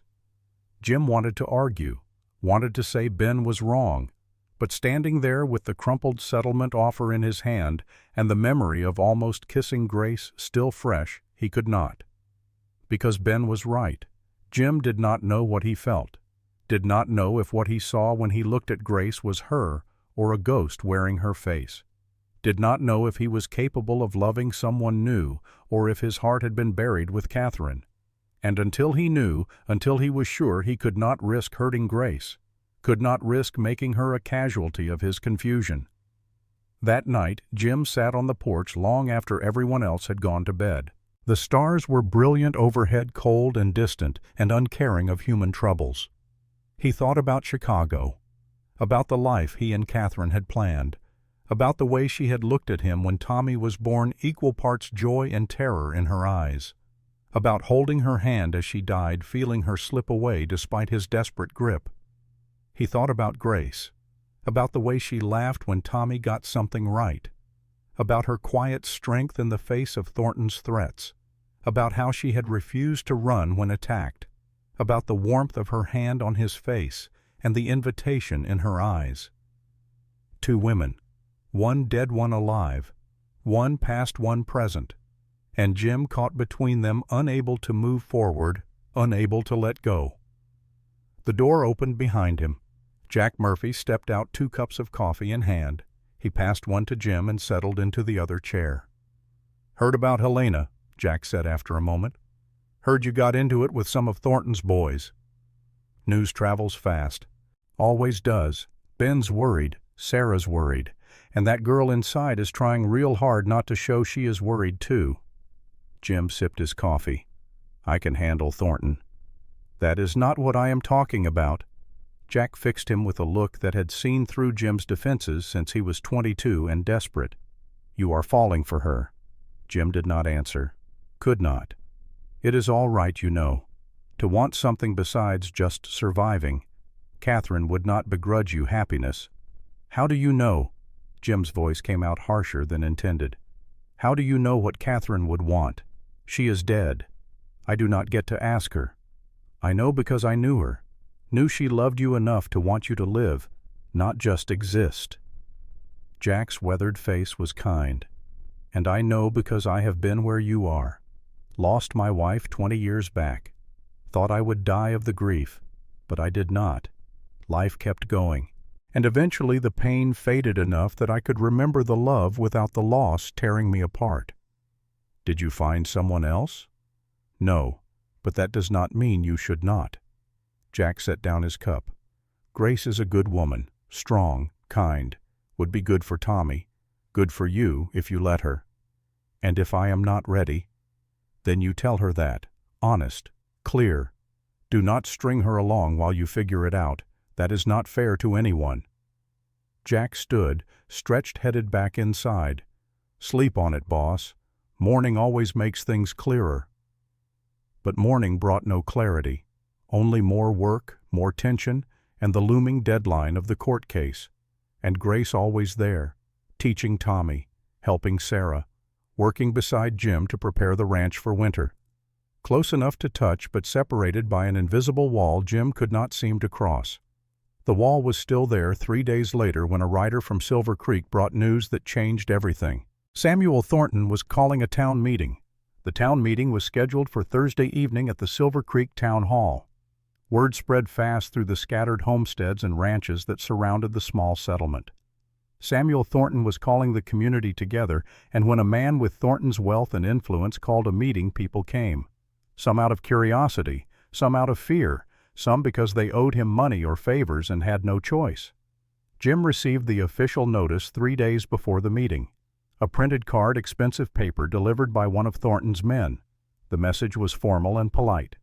Mr. Samuel Thornton cordially invited the citizens of Silver Creek and surrounding territories to a town meeting to discuss matters of mutual concern regarding property rights, contractual obligations, and community standards. Light refreshments would be served. "He is going to make this public," Ben said, reading over Jim's shoulder. "Going to paint you and Grace as the villains, get the whole town on his side." "Let him try." Jim folded the notice and tucked it into his pocket. "We have nothing to hide." But the knot in his gut told a different story. Thornton was smart. He would not call a public meeting unless he was confident he could control the narrative. And in a town where half the businesses depended on Thornton's trade, where the bank was effectively owned by Thornton's money, public opinion was a weapon as deadly as any gun. Grace found Jim in the barn that evening checking tack by lamplight. She had Tommy with her, the boy already in his nightshirt and half asleep on her shoulder.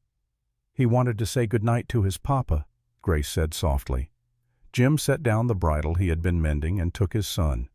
Tommy's small arms went around his neck, the boy's breath warm against Jim's collar. "Night, Papa," Tommy murmured. "Love you." "Love you too, buddy."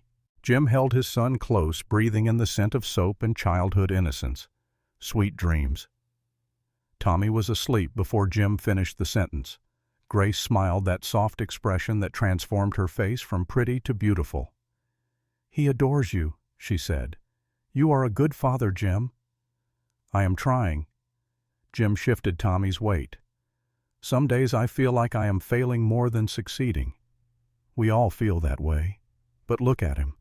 Grace gently brushed hair back from Tommy's forehead. "He is happy, healthy, loved. That is not failure." They walked back to the house together, moving slowly to avoid waking the boy. The September night was cool, the first real hint of the winter to come. In a few months, snow would blanket the ranch. They would need to have everything secured before then. Hay stored, fences mended, cattle moved to winter pasture, and the lawsuit resolved, one way or another. "Grace," Jim said as they reached the porch, "about the town meeting." "I am coming with you." Her tone left no room for argument. "This concerns me as much as you. Thornton is going to say things, ugly things, about you, about us, about our arrangement here." "Let him." Grace's chin lifted. "I know the truth. You know the truth. Anyone who matters knows the truth. The rest is just noise." Jim wanted to believe that, wanted to think that truth and character were armor enough against lies. But he had seen too much of the world to believe it completely. "All right," he said finally. "But we go together. We present a united front. And we let Thornton make the first move." "Agreed." Jim carried Tommy inside, tucked him into bed. The boy did not stir, lost in whatever dreams 3-year-olds had. Jim stood watching him for a moment, memorizing the peaceful face. Tommy was the reason for everything, the reason Jim fought, the reason he could not afford to lose. When he came back out, Grace was still on the porch. She had wrapped a shawl around her shoulders against the chill. She looked small and vulnerable in the lamplight. But Jim knew better. Grace Mitchell was many things, but vulnerable was not one of them. "Jim," she said quietly, "if this becomes too much, if fighting Thornton puts Tommy at risk, I will leave. I do not want to, but I will." "No." The word came out harsher than he intended. "You are not leaving. We are not letting Thornton dictate our lives. Even if it means losing the ranch, losing everything you have built. The ranch is just land and buildings. Important, yes, but not as important as doing what is right." Jim moved closer, his voice dropping. "You did nothing wrong, Grace. You were delivered to the wrong place by someone else's error. You accepted honest work with honest people. If the world punishes you for that, then the world is wrong." "The world is often wrong." Grace's smile was sad. "But we still have to live in it. Then we live in it with our heads up and our integrity intact." They stood in silence for a moment, the distance between them feeling both vast and insignificant. Jim was acutely aware of her, the curve of her neck, the way her hair caught the lamplight, the quiet strength that radiated from her like heat. He wanted to kiss her, had wanted to since Helena, since she had stood over him with that board in her hands refusing to run, since she had stitched his wounds with gentle fingers and looked at him like he was worth saving.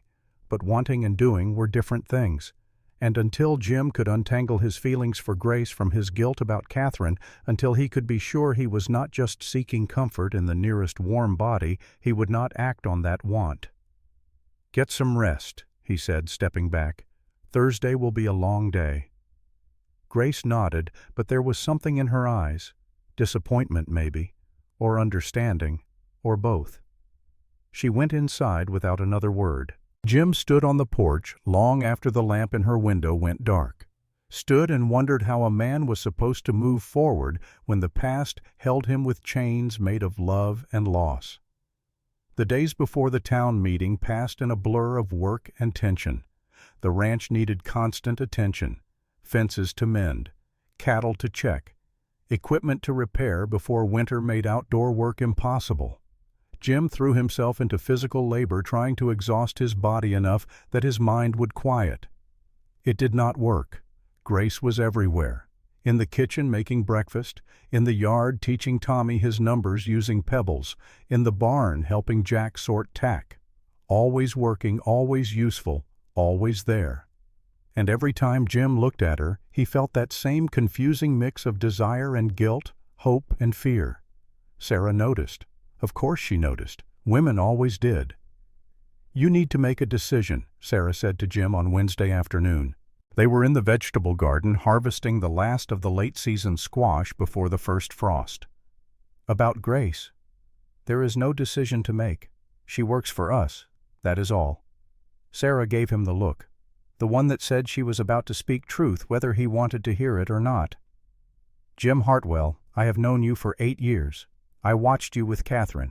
I know what love looks like on you, and what I am seeing now, it is love, or at least the beginning of it. I am not ready. Love does not wait for you to be ready. It just happens." Sarah pulled up a squash, examined it for blemishes. "Catherine has been gone 3 years. You have mourned her, honored her, but she is gone, Jim.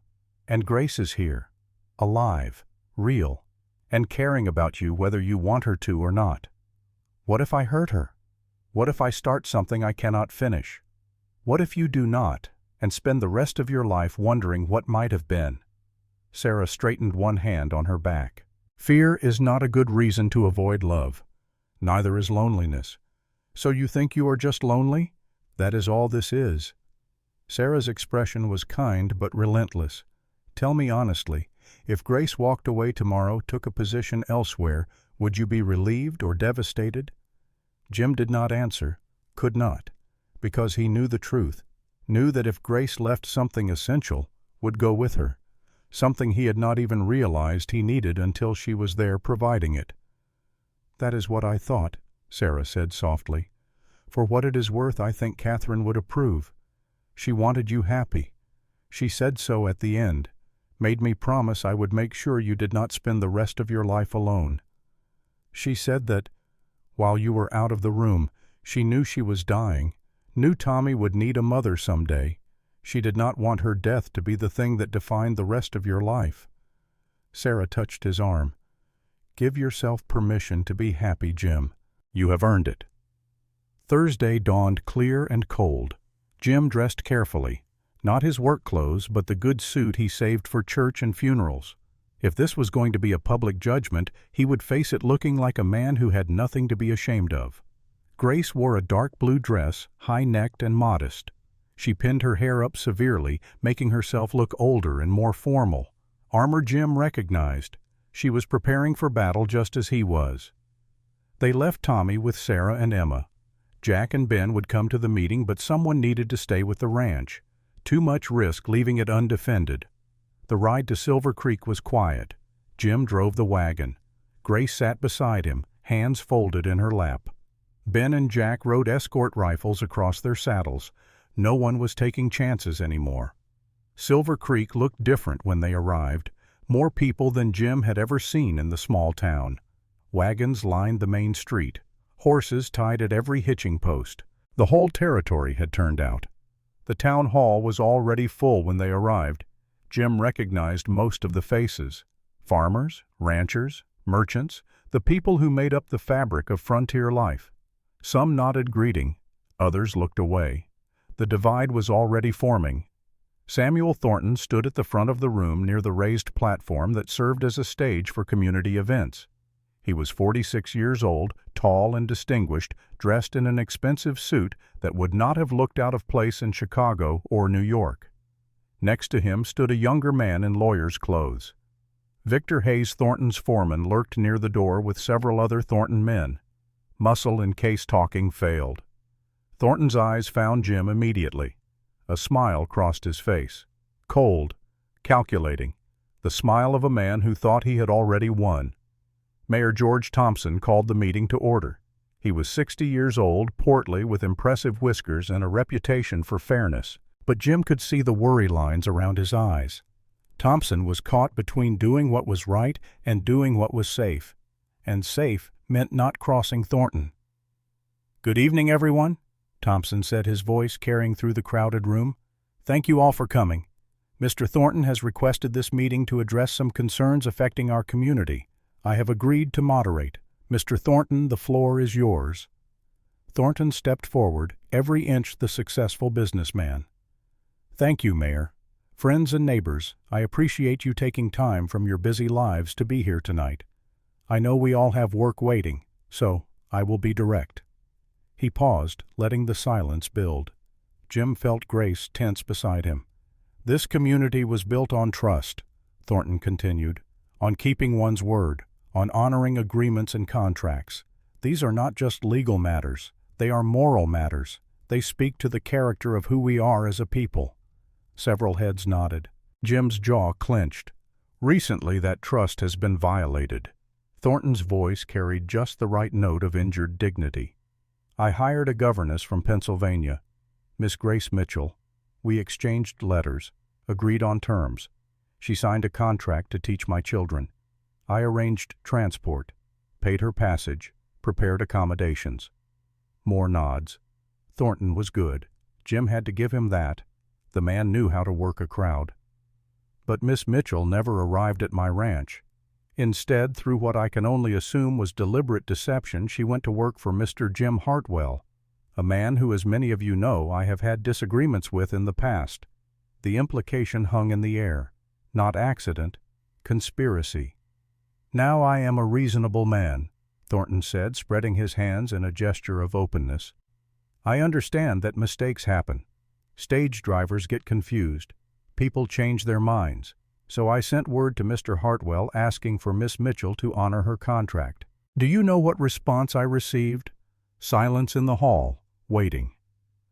A letter informing me that Miss Mitchell had decided to work for the Hartwell Ranch instead. No apology, no compensation for my troubles, no acknowledgement that a contract had been broken, just a simple statement that they had made other arrangements." Murmurs rippled through the crowd. Jim felt people's eyes on him, judging, weighing. "But it gets worse." Thornton's voice hardened.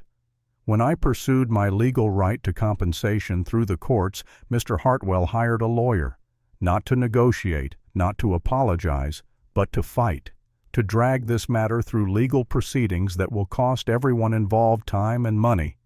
"That is not true." Grace stood before Jim could stop her. Her voice rang clear through the hall. "The stage driver made an error. I was delivered to the wrong ranch. Mr. Hartwell offered shelter during a storm. When I learned of the fire at your ranch and your temperament, Mr. Thornton, I chose to accept employment elsewhere. That is my right as a free woman." Thornton turned to her with a smile that did not reach his eyes. "Miss Mitchell, how kind of you to join us. Tell me, did you or did you not sign a contract agreeing to teach my children?" "We exchanged letters, but I signed no formal contract." "Perhaps you have forgotten."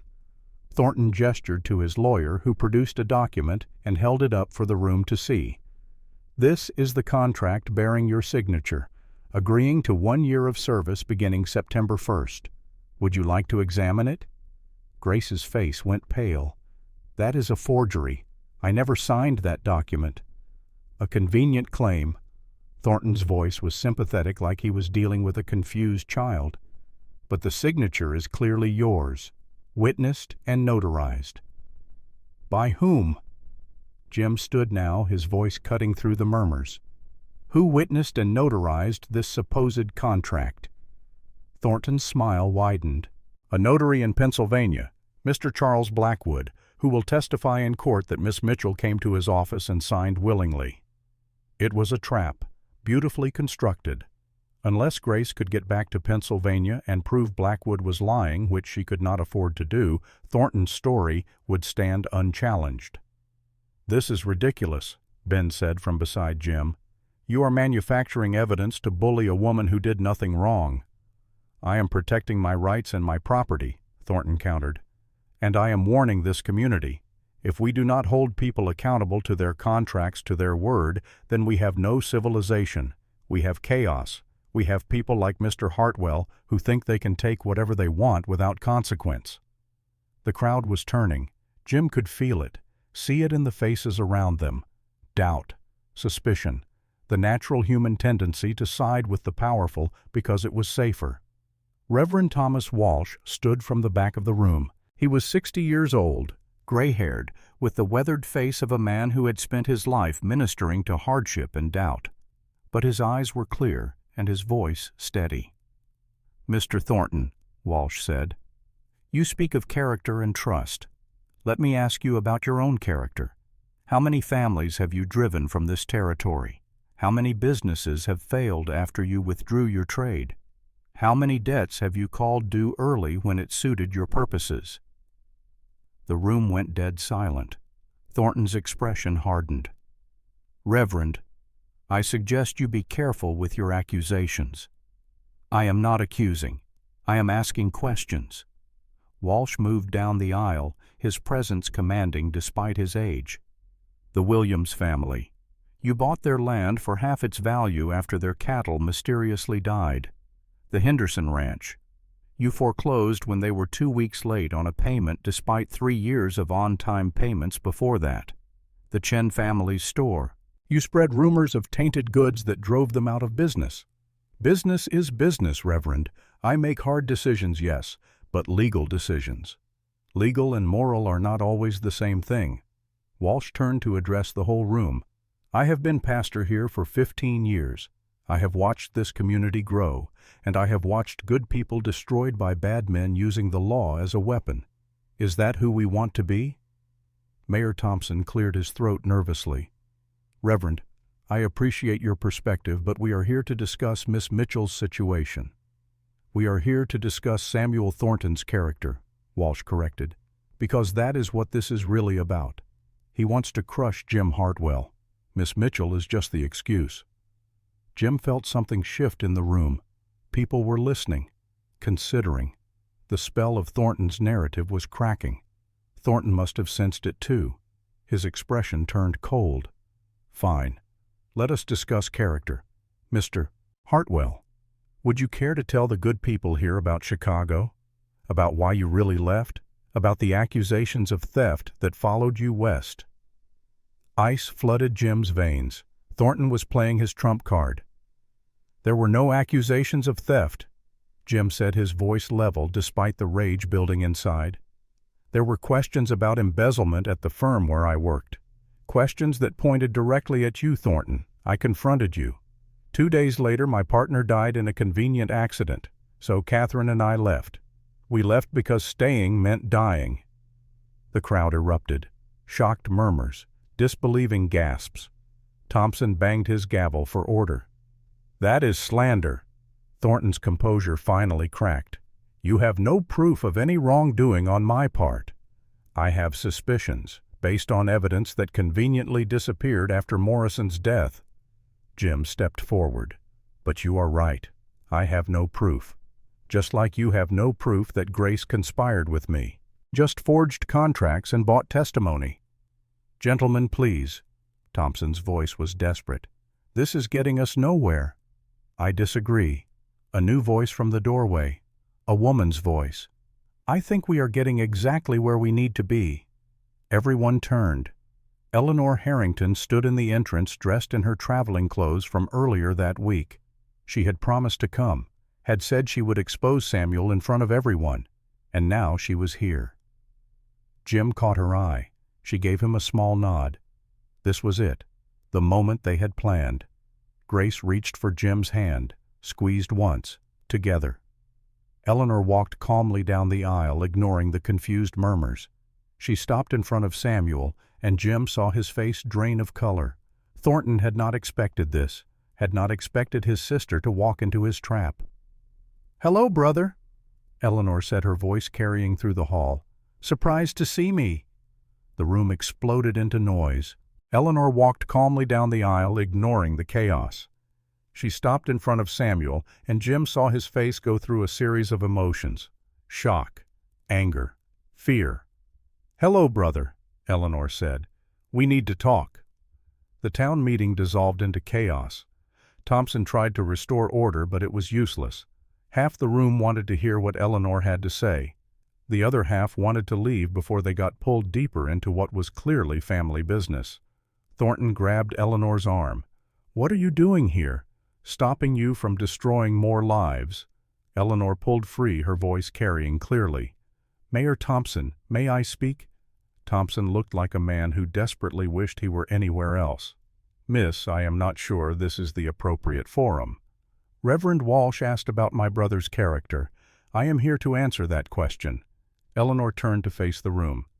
"My name is Eleanor Harrington. Samuel Thornton is my brother, and everything Mr. Hartwell said about Chicago is true." The room fell silent. Eleanor's voice was steady, but Jim could see the courage it took. "My father owned Morrison and Associates. When he died 10 years ago, he left the business to my Uncle Morrison and a controlling share of the profits to me and my brother equally. But Samuel wanted it all, so he altered the will, forged documents, embezzled client funds, and blamed others.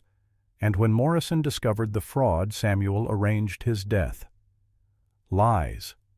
Thornton lunged for his sister, but Victor Hayes caught him, held him back. Lies and slander. "I have proof." Eleanor produced a leather folder from her bag. Father's real will, letters from Samuel detailing the embezzlement, financial records showing money being moved illegally, and a statement from the driver of Morrison's carriage, the one who was paid to cause the accident. She handed the folder to Mayor Thompson. "It is all there. Everything needed to prove Samuel Thornton is a fraud and a murderer." The town hall erupted again. Some people moved toward the doors. Others pressed forward, wanting to see the documents. Thompson looked through the papers, his face growing pale. Jim's mind was reeling. Eleanor Harrington, Thornton's sister. She had come here, had brought evidence, was destroying her own brother to what saved Jim help Grace. Or was there another motive? Thornton had gone very still. His face was blank, but his eyes were calculating. Jim recognized that look. The look of a man deciding whether to fight or flee. Hayes and the other Thornton men moved closer to their boss. Hands went to guns. The temperature in the room changed from chaos to danger. "Nobody move!" Sheriff Miller's voice cut through the noise. He stood near the door, his pistol drawn, but pointed at the ceiling. "This meeting is over. Everyone goes home. Now." "You cannot arrest me on her word alone," Thornton said. His voice was controlled again. "She is a spurned sister with an axe to grind. Her evidence is probably forged just like she claims mine is." "Maybe so." Miller's expression was hard. "But I can hold you while we investigate, and I can make sure Miss Eleanor here stays safe while we sort this out." Thornton looked at his sister. Something passed between them.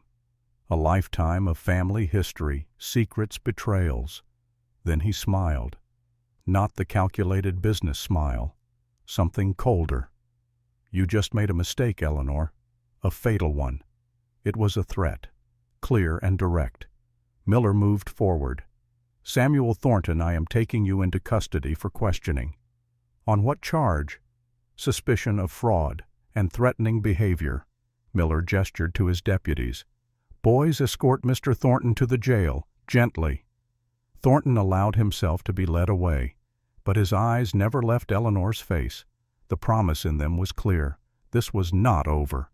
As the crowd began to disperse, Jim approached Eleanor. Up close he could see the fear beneath her composure, the exhaustion. She had dark circles under her eyes and her hands trembled slightly. "Miss Harrington," Jim said. "Why?" "Why help you?" Eleanor smiled sadly. "Because someone needs to stop him. Because he has already destroyed too many lives. And because—" She looked at Grace.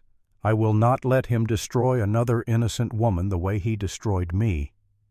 Grace stepped forward. "What did he do to you?"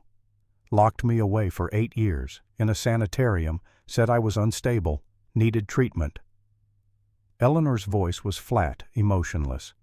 The tone of someone who had processed trauma into something she could survive. "I finally escaped 6 months ago. Have been gathering evidence since. When I heard he was going after you, I knew it was time." "You could have just given the evidence to the authorities," Jim said. "I tried, but Samuel has connections everywhere. Judges, sheriffs, politicians. The evidence kept disappearing. Witnesses kept changing their stories." Eleanor looked at him directly. "I needed witnesses who could not be bought. A public forum he could not control. This meeting was perfect." "He threatened you," Grace said softly. "In front of everyone. He will come after you." "Let him try." Eleanor's smile turned bitter. "I have nothing left for him to take. He already took everything that mattered." The town hall had mostly emptied. Only Jim's group, Eleanor, Sheriff Miller, and Reverend Walsh remained. "Miss Harrington," Walsh said gently, "you need protection and a place to stay." "I have a room at the hotel." "No." Jim surprised himself by speaking. "You will stay with us, at the ranch. We have room and we have people who can watch your back." Ben nodded agreement. "Brother is right. Thornton will not try anything with all of us there." Eleanor looked like she might cry. "Thank you, but I have already caused you enough trouble." "You saved us," Grace said. She took Eleanor's hand. "Please, let us help you." So it was decided. They would take Eleanor back to Hartwell Ranch, would protect her until the investigation was complete, would stand together against whatever Thornton did next. As they prepared to leave, Mayor Thompson approached. "Jim, Miss Mitchell, I owe you an apology. I should have seen through Thornton's manipulation." "You were in a difficult position," Jim said. "That is not an excuse. A man stands for what is right, or he stands for nothing." Thompson straightened his shoulders. "For what it is worth, the town is with you. I will make sure of it." They left Silver Creek as the sun was setting. Jim drove the wagon with Grace and Eleanor. Ben and Jack rode escort again, more alert than ever. If Thornton was going to retaliate, it would be soon. But the ride back to the ranch was quiet. Too quiet. Jim felt the tension in his shoulders, the constant scanning of the horizon for trouble. Beside him, Grace was equally watchful. Eleanor sat in the back of the wagon, wrapped in a borrowed shawl. "I am sorry," she said quietly. "I have made you targets." "We were already targets," Grace replied. "You just gave us weapons to fight back. If anything happens to you because of me, then we face it together." Jim glanced back at her. "That is how we do things here. We stand together." They reached the ranch without incident, but Jim's unease did not fade. Hayes and Thornton's men were still out there, angry, desperate, and desperate men did desperate things. He posted double watches that night, made sure everyone stayed inside after dark, checked his rifle and pistol, made sure both were loaded and ready. Grace found him on the porch hours later. Most of the household was asleep, but Jim could not settle. Too much adrenaline, too much worry. "You should rest," Grace said. "So should you." She sat beside him on the step, close enough that he could feel her warmth. "That was brave, what you did tonight, standing up for me in front of everyone." It was not bravery, it was truth. Truth takes courage when lies are more convenient. Grace looked up at the stars. Eleanor is remarkable. To survive what he did to her and still find the strength to fight back. "She reminds me of you." Grace turned surprised. "Me. Strong, determined, refusing to be a victim even when the world is trying to make you one." Jim met her eyes. "You could have run, Grace. Could have gone back east, found another position, stayed safe. But you did not. You stayed and fought." "I had reasons to stay." Her voice was soft. "Tommy." "Yes, Tommy." She paused. "And you." The words hung between them. Jim felt his heart rate pick up. This was the moment, the edge of something that could not be taken back once crossed. "Grace, I need to be honest with you."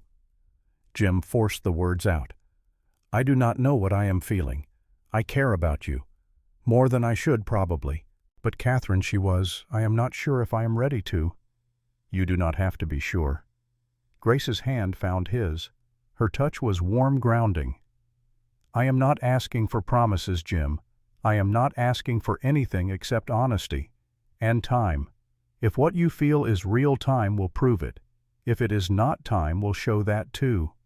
What if I hurt you? What if you do not?" She squeezed his hand. "I lost my parents, lost my home, lost everything I thought my life would be, and I survived. I am stronger than I look. If this does not work out, I will survive that too. But I would rather risk being hurt than never try at all." Jim looked at their joined hands, felt the rightness of it, the way her fingers fit between his, the way her presence settled something restless in his chest. "I am falling in love with you," he said. The words came out rough, unpracticed. "I think I have been since you stepped off that stage, and it terrifies me." "Good," Grace smiled. "Love should terrify you a little. It means it matters." Jim pulled her closer. She came willingly, her head resting on his shoulder. They sat like that for a long time, watching the stars wheel overhead, holding each other in the Montana darkness. It was 2 hours before dawn when the barn caught fire. Jim woke to the sound of horses screaming. He was moving before his mind fully processed the danger, grabbing his rifle and running for the door. Behind him he heard Ben's voice. Jack's the household coming alive in controlled chaos. The barn was fully engulfed, flames reaching 30 feet into the night sky. The horses inside were panicking, their screams cutting through the roar of fire. "Get water!" Jim shouted. "Ben, help me with the horses!" They ran toward the inferno. The heat was incredible, pushing them back. Jim pulled his shirt over his mouth and nose and charged through the door. Smoke seared his lungs. Flames licked at the walls. The horses were in their stalls, wild with terror. Jim threw open the first stall. Ranger reared, nearly trampling him. "Easy, boy, easy." He grabbed the halter, led the terrified horse toward the door. Ben was beside him, leading out the mare Grace used. They worked frantically, pulling out horse after horse. Jack joined them. Then Grace appeared, her face covered with a wet cloth. "Get back to the house," Jim shouted over the fire's roar. "Not without you." She grabbed another horse, led it out. They saved 6 horses. But the barn was lost. The structure collapsed inward with a sound like the world ending. Sparks shot into the sky. The heat drove everyone back. They formed a bucket line from the well, throwing water on the surrounding buildings to keep the fire from spreading. It took hours. By the time the barn was nothing but smoking ruins, dawn was breaking over the mountains. Jim stood looking at the destruction. Decades of work. Gone. The barn had held equipment, stored hay, protected animals. Now it was ash and charred wood. Jack appeared at his elbow. "Found something you need to see." Behind the barn where the fire had not quite reached, Jack pointed to the ground, boot prints, and an empty kerosene can. "Arson," Jim said flatly. "Thornton's men. Had to be." Jack's weathered face was grim. "They waited until we were all asleep, poured kerosene, lit it up." Grace joined them, her face smudged with soot. "Is anyone hurt?" "No, but we lost the barn, lost our winter hay, lost most of our equipment." Jim felt the weight of it settling on his shoulders. "This is going to set us back years." "But we saved the horses," Grace said. "And the house, and each other. That is what matters." She was right. But it did not make the loss any easier. They spent the day sifting through the ruins, salvaging what they could. Sheriff Miller arrived mid-morning with news. Thornton had made bail. His lawyers had argued that Eleanor's evidence was circumstantial, that she was an unreliable witness due to her history of mental instability. Thornton's sanitarium records had been presented to the judge, forged records almost certainly, but effective. "Where is he now?" Jim asked. "Left town, headed back to his ranch." Miller's expression was apologetic. "I am sorry, Jim. I tried, but he has too much pull with the judge." After Miller left, Jim called a meeting. His family, Grace, Eleanor, Jack. They gathered in the main house, soot-stained and exhausted. "We need to make a decision," Jim said. "Thornton is not going to stop. He will keep coming at us until we are destroyed or dead. So we have three choices. We fight, we run, or we surrender." "We do not surrender," Ben said immediately. "Running would just delay the inevitable," Jack added. "Man like Thornton does not forget." "Then we fight." Jim looked around the room. "But I need everyone to understand what that means. It means more attacks, more violence, maybe someone getting killed. If anyone wants out, now is the time. I will not think less of you." No one moved. "All right then." Jim's voice was steady, but inside he felt the weight of what they were committing to. "We fight, but we fight smart. We document everything. We gather witnesses. We build a case that even Thornton's money cannot overcome." "And in the meantime," Sarah asked, "in the meantime we protect what is ours. We watch each other's backs, and we do not let Thornton make us into victims." The meeting broke up. People went to their tasks, but Grace lingered. "Jim," she said quietly, "I should leave. This is too dangerous. If I am gone, Thornton has no reason to keep attacking." "No." Jim's voice was firm. "You leave, he wins. He gets to dictate who lives here, who works here, who we care about. I will not give him that power. Even if it means losing everything. We have already lost the barn. What else can he take?" Jim moved closer. "Besides, you are not just an employee anymore. You are family, and family does not abandon each other." Grace's eyes shone with unshed tears. "Family, family," Jim confirmed. She stepped into his arms. He held her, feeling her tremble with exhaustion and fear and something else. Hope, maybe, or determination, or love. They stood like that until Sarah called them for supper, until the daily rhythm of ranch life reasserted itself, until the crisis of the moment faded into the ongoing challenge of survival. But as Jim lay in bed that night staring at the ceiling, he knew this was far from over. Thornton had escalated, had shown he was willing to destroy property, willing to risk lives. The next attack would be worse, and Jim had no idea how to stop it. Tommy's voice woke him before dawn. The boy was crying, calling for Papa. Jim went to him, found him sitting up in bed, tears streaming down his face. "Bad dream, buddy." "Fire," Tommy sobbed. "Fire everywhere. Papa hurt." Jim gathered his son close. "Papa is fine. The fire is out. We are all safe." But Tommy would not be consoled. He clung to Jim's small body, shaking, and Jim realized with a cold certainty that Thornton was not just attacking the ranch. He was attacking their peace, their sense of safety, making it so even a 3-year-old could not sleep without fear. That was when Jim made his decision. No more defense, no more reacting. It was time to go on the offensive. It was time to end this, once and for all.